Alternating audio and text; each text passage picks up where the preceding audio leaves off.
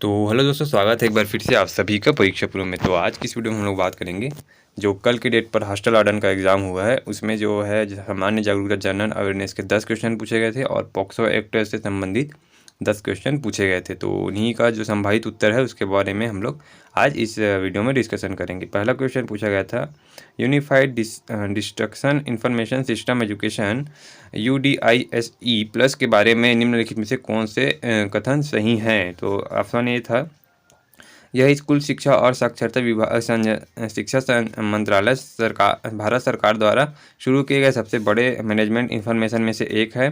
ठीक है, तो पहला इसमें तो सही है। ठीक है, और ये दूसरा, यह पूरा सिस्टम ऑनलाइन और 2014-15 से रियल टाइम में डाटा एकत्र कर रहा है, तो ये वाला गलत हो जाएगा। और तीसरा जो है, UDISE प्लस इंफॉर्मेशन का उपयोग योजना बनाने, संसाधन आवंटन को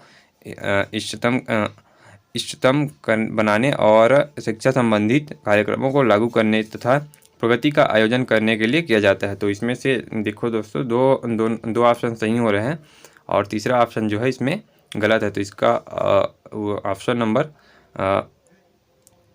ए दो वाला हो जाएगा ना, 1 और 3 सही है। ठीक है, नेक्स्ट क्वेश्चन इसमें पूछा गया था, परियोजना मूल्यांकन बजट बनाना, उपलब्धि और डाटा हार्वेस्टिंग सिस्टम खालिस्तान मतलब किसके अंतर्गत आता है। ठीक है, तो राष्ट्रीय उच्चतर शिक्षा अभियान, उच्चतर शिक्षा विभाग, शिक्षा मंत्रालय भारत, समग्र शिक्षा वित्त मंत्रालय भारत। तो इसका ऑप्शन नंबर 3 हो जाएगा, समग्र शिक्षा। ठीक है, नेक्स्ट क्वेश्चन जिसमें पूछा गया था, निम्नलिखित में से कौन सी एक धातु मतलब अधातु है। ठीक है, तो sulphur, calcium, magnesium, aluminium. Sulphur जो है धातु नहीं है, एक प्रकार का गैस है। ठीक है, तो इसमें ऑप्शन नंबर ए उत्तर हो जाएगा। ठीक है, नेक्स्ट क्वेश्चन जिसमें पूछा गया था, निम्नलिखित कथनों पर विचार कीजिए। भारत के संविधान के अनुसार प्रत्येक राज्य को राज्यसभा में समान सीटें प्रदान की गई है।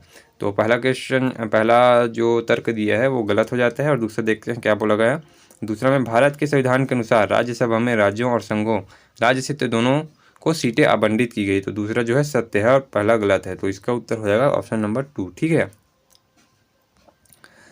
नेक्स्ट क्वेश्चन जिसमें पूछा गया है, भारत में न्यायपालिका को संसद द्वारा पारित कानून को रद्द करने की शक्ति प्राप्त है। निम्नलिखित में से कौन सी संकल्पना कि इस शक्ति को स्पष्ट करती। ठीक है, पहला है अपवाद सिद्धांत, दूसरा अपीली न्यायिक प्रणाली, तीसरा है न्यायिक प्रक्रिया और चौथा है न्यायिक समीक्षा। तो इसका उत्तर हो जाएगा ऑप्शन नंबर 4, न्यायिक समीक्षा। ठीक है, नेक्स्ट क्वेश्चन जिसमें पूछा गया, निम्नलिखित में से किसे मरणोपरांत 2023 का पद्म विभूषण पुरस्कार प्राप्त किया गया। ठीक है, तो इसको आप लोग अभी न्यूज़ में सुने ही होंगे, कुछ समय पहले मुलायम सिंह यादव जी को जो है पद्म विभूषण पुरस्कार दिया गया था। ठीक है, नेक्स्ट क्वेश्चन जिसमें पूछा गया था, राष्ट्रीय परिवार स्वास्थ्य सर्वेक्षण के अनुसार भारत के 2022-23 के आर्थिक सर्वेक्षण में उल्लेखित निम्नलिखित में से किस स्वास्थ्य संकेतन में 2015-2016 की तुलना में 2019-21 के सर्वेक्षण के परिणामों में वृद्धि दर्शाई गई। तो इसका उत्तर हो जाएगा ऑप्शन नंबर 4, 5 वर्ष से कम आयु के बच्चों को। इसका उत्तर हो जाएगा हाँ, इसका उत्तर हो जाएगा ऑप्शन नंबर 4। ठीक है दोस्तों, 5 वर्ष से कम आयु के बच्चों की मृत्यु दर में। ठीक है, नेक्स्ट क्वेश्चन जिसमें पूछा गया था, जापानी भाषा में हार्बर वेव को किस नाम से जाना जाता है। तूफान, सुनामी, प्रचंड तूफान और चक्रवात। तो इसमें ऑप्शन नंबर 2 इसका उत्तर हो जाएगा, सुनामी के नाम से जाना जाता है। ठीक है, नेक्स्ट क्वेश्चन जिसमें पूछा गया था, 25 मई 3 जून 2023 के बीच आयोजित खेलो इंडिया यूनिवर्सिटी गेम्स में निम्नलिखित में से कौन सा यूनिवर्सिटी ने सर्वाधिक संख्या में स्वर्ण पदक जीते। तो इसका ऑप्शन हो जाएगा Punjab university Chandigarh. Option number 4 इसका उत्तर हो जाएगा। ठीक है, नेक्स्ट क्वेश्चन जिसमें पूछा गया था, आखिरी क्वेश्चन है ये जनरल अवेयरनेस का, जलवायु परिवर्तन निष्पादन सूचकांक 2023 में निम्नलिखित में से कौन से देश G20 देश का प्रदर्शन सबसे अच्छा रहा। तो इसका उत्तर हो जाएगा ऑप्शन नंबर 3, भारत। ठीक है, अब बात कर लेते हैं दोस्तों पॉक्सो एक्ट के। पॉक्सो एक्ट से भी 10 क्वेश्चन पूछे गए थे, उनमें के क्वेश्चन देख लेते हैं किस प्रकार से क्वेश्चन उसमें पूछे गए थे और संभावित उत्तर उसके क्या हो सकते हैं।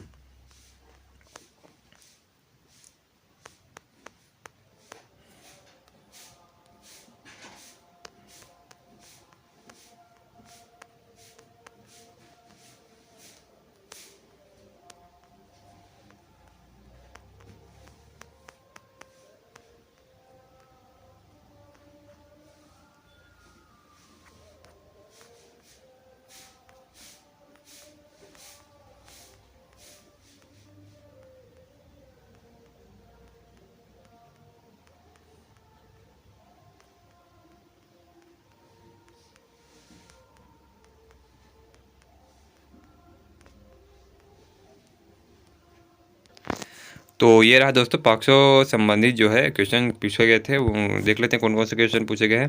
निम्नलिखित कथनों पर विचार कीजिए। पहला, बाल श्रम अधिनियम 1986 कतिपय रोजगार में ही बालकों के नियोजन को प्रतिबद्ध करता है। अधिनियम के अंदर ऑटोमोबाइल शॉप और गैराज से संबंधित व्यवसायों बालकों के लिए प्रतिषिद्ध है। ठीक है, तो इसका उत्तर हो जाएगा ए और बी दोनों सही है। ठीक है, नेक्स्ट क्वेश्चन जिसमें पूछा गया था, लैंगिक अपराधों से बालकों के संरक्षण नियमावली 2020 के अंतर्गत विशेष शिक्षक कौन है। ठीक है, तो दिव्यांग बालकों की वार्तालाप करने में प्रशिक्षित कोई व्यक्ति। दूसरा था पॉक्सो अधिनियम के अंतर्गत विचारण के लिए विशेष न्यायालय में संपर्क अधिकारी, बाल कल्याण समिति नियुक्त यौन शिक्षा संबंधित विशेष प्रशिक्षुत। ठीक है, इसका ऑप्शन हो जाएगा ऑप्शन नंबर 2 हो जाएगा इसका उत्तर। ठीक है, नेक्स्ट क्वेश्चन जिसमें पूछा गया था, लैंगिक अपराधों से बालकों का संरक्षण अधिनियम 1912 से संबंध में गलत की पहचान कीजिए। पॉक्सो अधिनियम में लैंगिक अपराध प्रदर्शन लैंगिक हमले तक सीमित नहीं है। ठीक है, दूसरा है पॉक्सो अधिनियम प्रत्येक बालक को सुने जाने का अधिकार देता है, ये भी ठीक है। पॉक्सो अधिनियम एक विशेष कानून है, ये भी ठीक है। ऑप्शन नंबर 4 देखो जी, पॉक्सो अधिनियम लिंग तटस्थ नहीं है, क्योंकि यही ऑप्शन हो जाएगा, क्योंकि ये गलत है, क्योंकि पॉक्सो एक्ट जो है लिंग तटस्थ है, गर्ल्स फीमेल मेल दोनों को एक मानता है। ठीक है, सभी के लिए समान कानून है।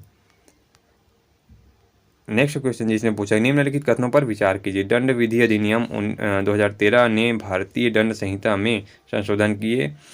इससे व्यक्ति का दुर्व्यवहार अपराध को इस अर्थ तक संशोधित किया गया कि पीड़ित की सहमति से हुए दुर्व्यवहार को अपराध नहीं माना जाएगा। तो इसमें जो है एक सही है, 2 गलत है। ठीक है दोस्तों, तो इसमें पहला सही है और बी गलत है, मतलब ऑप्शन नंबर 4 इसका उत्तर हो जाएगा। ठीक है दोस्तों, नेक्स्ट क्वेश्चन है, बाल अधिकार संरक्षण आयोग अधिनियम 2005 निम्नलिखित में से किस गठन का उपबंध करता है। ठीक है, तो राष्ट्रीय बाल अधिकार संरक्षण आयोग, राज्य बाल संरक्षण आयोग और जिला बाल अधिकार संरक्षण आयोग, बाल न्यायालयों की। ठीक है, सी वाला छोड़ के तीनों हो जाएगा। ठीक है, तो ए बी डी इसका उत्तर हो जाएगा।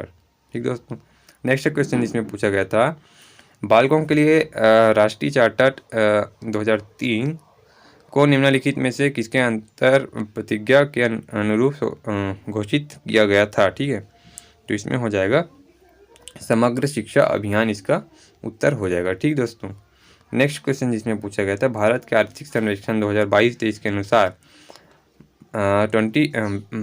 2020 में भारत में मृत्यु दर निम्नलिखित में से किन संकेतों के सारे थी। ठीक है, तो इसमें हो जाएगा इसमें थोड़ा सा कन्फ्यूजन है दोस्तों, इसमें अभी उत्तर नहीं दे पाऊंगा। नेक्स्ट क्वेश्चन जिसमें पूछा गया था, राष्ट्रीय परिवार संरक्षण के अनुसार भारत के में जन्म के लिए लिंग अनुपात क्या था। तो इसका उत्तर हो जाएगा ऑप्शन नंबर 2 हो जाएगा इसका उत्तर। ठीक दोस्तों, इस 57 वाले का उत्तर ऑप्शन नंबर 2 हो जाएगा, नवजात मृत्यु दर। ठीक दोस्तों, नेक्स्ट क्वेश्चन जिसमें पूछा है, निःशुल्क और अनिवार्य बाल शिक्षा का अधिकार अधिनियम 2009 के संबंध में निम्नलिखित में से कौन सा कथन है। यह कानून आपराधिक और माध्यमिक स्तर के लिए निःशुल्क और अनिवार्य शिक्षा का प्रावधान करता है। यह अधिनियम आरंभिक कक्षा को कक्षा 1 से कक्षा 6 तक के रूप में परिभाषित करता है। इस अधिनियम के अंतर्गत 6 से 14 वर्ष की आयु को शामिल किया गया है। तो इसमें कौन सा कथन सही। ठीक है, तो इसका हो जाएगा, इसमें होना चाहिए दोस्तों ए और सी जो है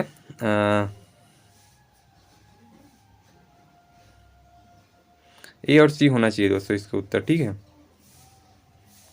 नेक्स्ट क्वेश्चन इसमें पूछा गया, बाल विवाह प्रतिषेध अधिनियम 2006 के अंतर्गत एक जिला न्यायालय में बाल विवाह को रद्द करने की याचिका किसने द्वारा दायर की जा सकती है। तो इसका उत्तर यही वाला हो जाएगा ऑप्शन नंबर ए, किसी भी सामाजिक सजग व्यक्ति द्वारा जिसे इस संविदा के लिए एक बाल विवाह होने की जानकारी हो। ऑप्शन ए इसका उत्तर हो जाएगा। तो इस प्रकार हम देखते हैं दोस्तों, पॉक्सो एक्ट संबंधित और जनरल नॉलेज से संबंधित जो है 10 क्वेश्चन पूछे गए थे। काफ़ी हार्ड क्वेश्चन कहा जा सकते हैं इन 10 क्वेश्चन को। तो वीडियो अच्छी लगी हो तो लाइक कीजिए और इन्फॉर्मेटिव लगी हो तो अपने दोस्तों तक भी शेयर कीजिए और इसी तरह इन्फॉर्मेटिव वीडियो के लिए हमारे चैनल का जुड़ सकते हैं।